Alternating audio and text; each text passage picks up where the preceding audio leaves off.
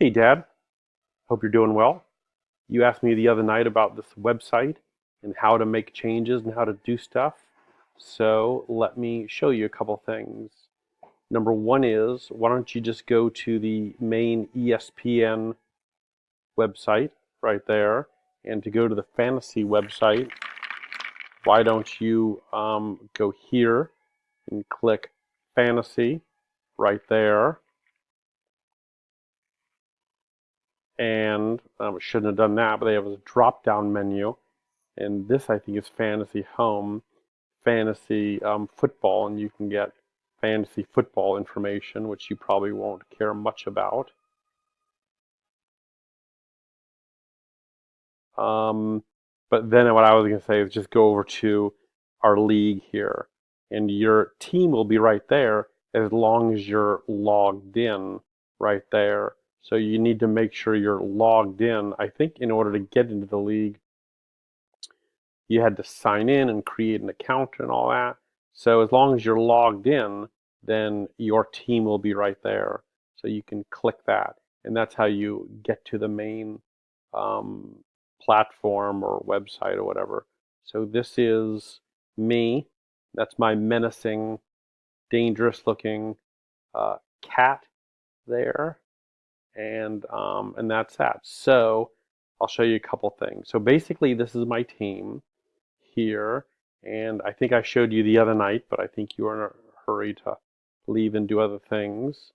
So you can move players from your active roster for the week to your bench, and that's easy to do. So, for example, Deshaun Foster, I can move that, and I can either move him to this position, it'll just switch him with Jared Goff, which, as I'm sure you know, just a player of the same position, or I can just put him down here, and then that position would just stay open. Um, so you can do that. When you make changes like this, make sure you got to do this, because if it doesn't save, it's not going to switch. So I just switched Goff with Deshaun Watson. I'll switch them back right there. And then you can just move and switch out anyone you want. So you need to do this, number one, when there are injury issues with your players. I don't have any notations here, but in fact you do, and I'll show you that in a minute. But or bye weeks are important. You can go to schedule and see your team, your player's bye week. Doesn't really say it next to the player right here, but here these are the bye weeks here. And so, so you can see next week, well, Dez, but Dez is not any team. So for bye weeks and injury is really the reasons why you'd need to make switches. And underperforming, this guy right here just played himself out of my starting lineup week one, and I put in AP, and I'm able to play him. But let's look at your team. To do that, you can go here and, oh, right here, teams. Look at all the teams, and here's you. So here's your team, and just number one to see if you have anyone playing on Thursday, which is tonight, and you don't have anyone on those two teams, so you don't have to really, nothing will lock for you tonight. Any players lock once once their game begins for the week. They're locked until like Tuesday or Wednesday after the waiver period. But for example, Roethlisberger has a question mark by him. Corey Davis has a question mark by him. Sproles has a question mark by him. So these are things you'd want to keep an eye out if you cared. And then these notes, you can click on all these notes. The little asterisk up here means that there's a new note. So if you cared enough, you can go see. And the note regarding Roethlisberger doesn't expect his bruised elbow to sideline him for Sunday against the Chiefs. QB didn't practice Wednesday, but it's not unusual for him veterans to get the day off. He should be good to go Sunday. So doesn't look like anything you need to worry about for your quarterback there. But if there was, you'd need to be on the lookout and maybe put Stafford in there. Stills has a good day. You may want to play Stills, but Marvin Jones stinks. But that's just me and all that. So that is the stuff regarding your team. There's my team, of course. Here is league, and the league activity is here, and you can see there's been some activity.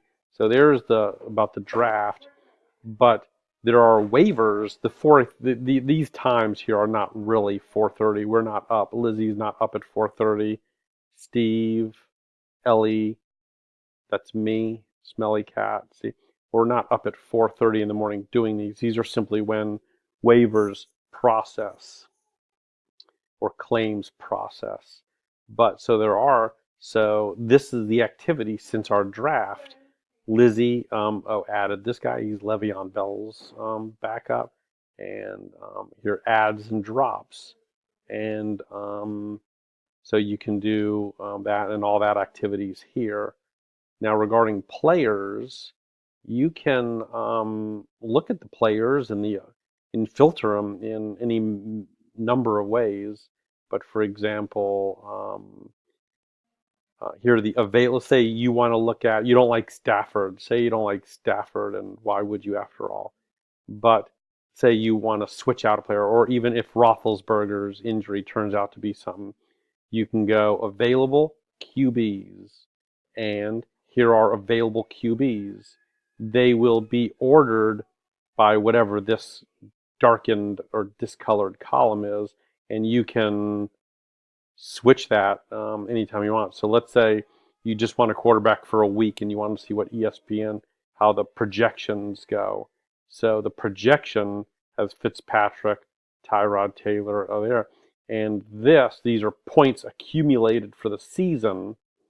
Right now, it's only 1 week's points, but it becomes more informative once you have a number of weeks under your belt. And then this is sorting them in this manner. Let's say you want to play the quarterback who's playing the easiest opponent for the week. You can do this. And so Tyrod Taylor is playing the 30 New Orleans, which I guess statistics show. This site's pretty good about keeping statistics. Show him to be playing the 32nd best team against quarterbacks, specifically against quarterbacks. Watch, I'll show you. So, for example, you click him, and where do you get that information? I'm not sure, but I can show you. But anyway, you want to look at running backs. There's running backs, and you can do just points, sort it by points. So your available running backs sorted by points or performance. And so these are the ones that is doing the best for the year, albeit thus far it's only been 1 week. And you can see they're available. FA is free agent. So you can go pick them up this very minute. When they're locked, there's going to be a WA, I believe, which is they're on waivers, which requires a period of time, just like waivers in the NFL, before they are assigned a team. And there's a waiver order, which is here. And so if during the waiver period, the suspended period, Lisa puts in a claim, Lisa's going to get the player. You're here just because if it's done by a couple things. Number one is record, and number two is who's already made transactions. And as you saw in the league, Steve and I made a couple transactions. Ellie has made a transaction. So then once you make a transaction, you go to the bottom of the waiver order. Do you think he's getting bored by now, Joel? Okay, be quiet. I'm in the middle of something. Oh, I'm sorry. Okay, so that's players. and league standings, which you won't care about really, not much to do there. Then if you want to look at other teams, you can do that. I don't guess you'll make any trade offers, but if you wanted to, I could go here, go to your team, and let's say I want to offer you, how would I do it? Would I go, how would I make you a trade offer? Don't, oh, propose trade right there. If I want to make a offer for a player on your team, I go to propose trade, and then I want to trade for Gurley, and I want to offer you Dez Bryant. Dez Bryant. Trade. Okay. I'm going to keep this open for 1 day because I'm going to make you sweat about it. Finalize trade offer. Okay, so I think that the computer probably just sent you an email telling you that I am offering you Dez Bryant for Todd Gurley. And if you're smart, then you'll accept that offer. And we'll see. So that's that. And I showed you that site to get the depth charts. That's Google. If you just Google football guys depth chart, that's what it was. But I sent you the link, and so that's there. And you can see where guys are on the depth chart of a particular team. So if there's a tight end you don't even know who it is, you can go see, oh, Nick Boyle, he's the #1 tight end for the Ravens. Okay, so that's about it. And I hope that helps.